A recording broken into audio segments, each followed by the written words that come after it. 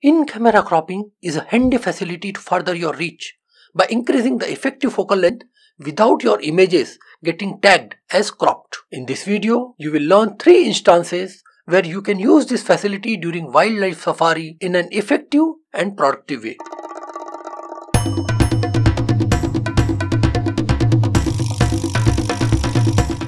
Let us first understand what the in-camera cropping is, where it is present in your camera and how to use it. For demonstration, I am using a Nikon D4S camera, but same will be applicable to any Nikon model as you will see later in this video. However, if you have other brands, then please check where you can find it. Understand the basics.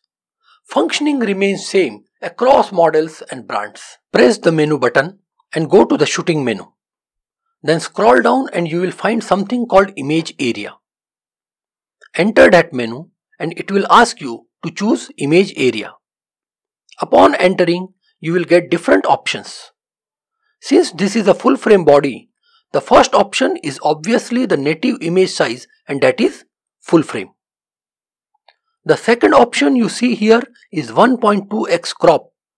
That means the image area recorded will be 1.2 times smaller than the full frame.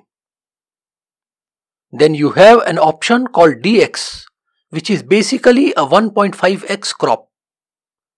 If you use this, then the image area captured will be 1.5 times smaller than the full frame. Since most APS size sensor use this crop factor, it is called DX crop. Then beneath that, you have the facility to crop by changing the aspect ratio to 5:4. Now remember that these options are for D4S camera. Options in your camera model and brand can differ. For handy use, you can assign camera's FN button to use this functionality, so that each time you need not enter the camera's menu to set it. To assign this function, go to the custom settings menu, scroll down to controls, select assign FN button, enter it, and you get 2 options which says press and press plus command dials. Go to this second option, press plus command dials. By the way, I have assigned the press FN button to bracket my shots. That means if I press the FN button, I can bracket my shots.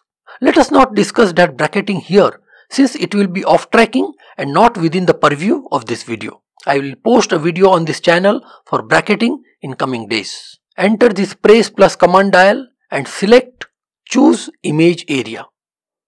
If you enter further, then you can select which type of crop factor will appear once you rotate the command dial.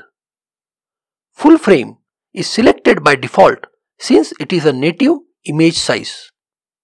I select 1.2x and 1.5x crop and deselect 5:4 ratio because that I will never use. So once you have assigned the functionality to the camera button, it becomes super easy to quickly change the image area on field. Let us see with example. I have composed a flower with D4S camera and 105 micro lens. With full frame and using 105 lens, this is the area of image which will be captured. I press the FN button and rotate the command dial to select 1.2x crop factor, and you can see that the coverage area reduces. If I set the crop factor to 1.5x, it reduces further. And you can notice how swiftly I am able to change this by just pressing the FN button in front of the camera and then rotating the command dial. Now let us dive into and discuss those 3 instances to use this crop facility for wildlife photography. But before that, let me clear one doubt. In-camera cropping will only crop the image, and the resultant image will not have any property of increased focal length. That means the properties like depth of field and perspective, often associated with focal length, will not be affected. You can always crop the images in post-processing rather than using this facility, giving you the same result. So why to use this facility in first place? What is the advantage of using this in-camera crop facility? The first advantage is technically your images will not be tagged as cropped, which sometimes may prove advantageous if you submit images for competitions in which cropping is not allowed or is discouraged. Number 2 advantage is it will improve your composition skill. since you will be forced to compose properly in camera without the complacency of doing it later in post-processing. Number 3. It will use less memory in your card, making the picture taking process faster, clearing the buffer fast, and allow you to shoot more frames within the card capacity. Now coming to the practical use in wildlife photography. 3 instances. The first is obvious. Since it is increasing your reach, you would obviously want to use this facility in those cases where the subject is far away and focal length of your lens is not sufficient enough to fill the frame. For example, in this case of bat-eared fox, I used 1.3x inbuilt crop facility of Nikon D500 camera. Check this EXIF information and you can notice that the effective focal length is 1100 mm. With 400 mm lens, how come the focal length become 1100?